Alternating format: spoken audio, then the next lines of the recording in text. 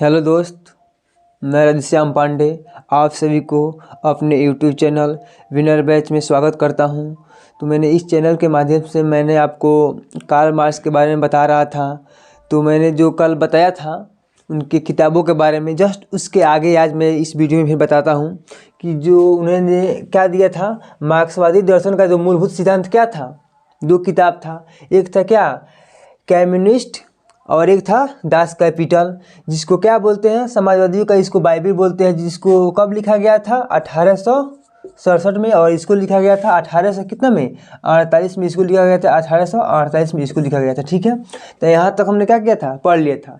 अब देखिए ये क्या होता है, इन्होंने वहाँ की जो जनता थी, वहाँ की जो गरीब मजदूर थे, उनको अपने बुक के माध्यम से क्या करते थे, अपने वो लिखावट के माध्यम से लोगों में प्रतीत करना चाहते थे कि तुम्हारे पास क्या हक है, तुमको क्या करना चाहिए। इस बुक के माध्यम से वो दिखाते हैं। तो देखते हैं आगे क्या दिखाते हैं। उन्होंने क्या कहता है, जब इन्होंने पूरा समझ लिया कि नहीं होता है कि जब समाज में पूरा अपना लगे लोगों को क्या करने, उत्साहित करने कि तुम्हारा हक है, तुम लड़ सकते हो अपने हक के लिए।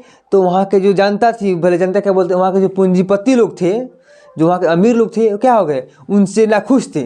कार्ल मार्क्स से क्या हो गए, लोग नाखुश हो जाते हैं और बोलते हैं कि नहीं, जब तक तू यहाँ रहेगा, जब तक तू क्या बोलेगा, हम लोग को जीने नहीं देगा, हम लोग का हक समाप्त कर देगा। यानी किन का, पूंजीपति लोगों का। तो क्या किया लोग, सब किसी ने मिलकर इनको क्या किया, कार्ल मार्क्स जी को जर्मनी से क्या किया, निकाल दिया गया। जर्मनी से क्या किया लो, इनको निकाल दिया गया लो। इनका किया दो, इनका तबादला कर दिया लो। किनका, कार्ल मार्क्स का क्या होता है, तबादला हो जाता है। अब देखिए तबादला तो हो जाता है, तो इन्हें अब तबादला होते कहाँ चले जाते हैं, लंदन में चले जाते हैं। कहाँ चले जाते हैं कार्ल मार्क्स जी, लंदन में चले जाते हैं। जब तो लंदन में तो चले जाते हैं, लेकिन होता क्या है इनके साथ कि इन्होंने जो एक किताब लिखा था ना, किताब समझ जाओ कि वहाँ का पूरा इतिहास ही बदल डाले इन्होंने। नहीं होता है कि कुछ ऐसा कर जाएंगे कि लोग हमको याद करेंगे। इसी तरह इन्होंने क्या कर दिया था, एक ऐसा अपना छाप छोड़ा था, ऐसा छाप छोड़ा था कि लोगों के मन में क्या हुआ, एक ऐसा जुनून जगा कि वहाँ के जितने भी अमीर हैं, पूंजीपति हैं, उनसे इन्होंने क्या किया, लड़ बैठा। अब देखिए इनकी किताबों में क्या ऐसी भावना थी, इन्होंने क्या डाला था कि लोगों के प्रति में, लोगों के मन में क्या हो गया, एक भावना जगा। तो देखिए क्या होता है, उसने इतिहास से क्या किया था, उस किताब के क्या हम बात कर रहे हैं, उनके बस किताबों के बारे में जो हम बताए हैं। उन्होंने अपने इतिहास जो किताब था उसमें क्या किए थे, उन्होंने इतिहास के 5 वर्गों में बांटा था। जो दास कैपिटल था, इस बुक में उन्होंने जो इतिहास था उनको 5 वर्गों में बांटा था। अब देखिए पहला क्या था कि आदिम समाजवाद। आदिम समाज क्या होता था कि राजा और प्रजाओं में उस समय युद्ध होता होगा। उसके बाद क्या है, दास्ता युग। दास्ता में क्या होता कि दास और क्या है, प्रजा, और इसमें भी वही है, प्रजा और राजा और प्रजा में भी चलता था। उसके बाद आया क्या, सामंत युग। तो सामंत युग में क्या होता था कि पूंजीपति लोग, जमींदार लोग और किसानों के बीच युद्ध था। उसके बाद क्या हुआ, पूंजीपति था, अमीरों और मजदूरों के बीच लड़ाइयाँ हुआ करती थी। उसके बाद क्या आता है 5वां में, सामंत युग। पहले क्या बोलते हैं कि समाजवादी युग। समाजवादी युग में क्या था, इन्होंने डाला था अपने किताब में कि क्या है, एक दिन क्या आएगा, समाजवादी आएगा और क्या होगा, केवल और केवल गरीबों का हक होगा। गरीब ही अपना पूरा हक मांग सकता है, अपने हक के लिए क्या है, लड़ सकता है। ये क्या हुआ, उसके बाद से इतना न लिख कर उसने क्या बोला कि कार्ल मार्क्स सोचे कि नहीं, इसको मैं क्या करता हूँ और शॉर्ट में कर देता हूँ। तो इन्होंने क्या किया, इतना सारी को क्या कर दिया, 3 वर्गों में बांट दिया। इनको क्या किया, अब वो 3 वर्गों में बांट देते हैं। 3 वर्गों में बांट देते हैं। पहला वर्ग क्या आता है, प्राचीन युग, गुलामों के बीच लड़ाइयाँ होती थी। आज़ाद लोग सोचते थे क्या कि मेरी ही जो मैं जैसा हूँ वैसा बने रहे, गुलाम जो लोग थे वो हमेशा गुलामी करते रहे, मेरा ही अंडर में रहे, जो मैं कहूँ वो करे। लेकिन उसके बाद क्या होता है कि मध्य युग आएगा। उसने लिखा था अपने किताब में कि पहले जो था आज़ाद और गुलाम में वैसा था, लेकिन अब क्या होगा, मध्य आएगा। उसके बाद मध्य युग आएगा, जिसमें क्या होगा, सामंत और किसानों के बीच लड़ाइयाँ होती थी। सामंत यानी कौन, वो जमींदार लोग, और किसानों के बीच लड़ाइयाँ होती थी। उसके बाद क्या एक दिन आएगा जिसमें आधुनिक युग आएगा। आधुनिक युग में क्या आएगा, पूंजीपति और श्रमिकों के बीच लड़ाइयाँ होगी।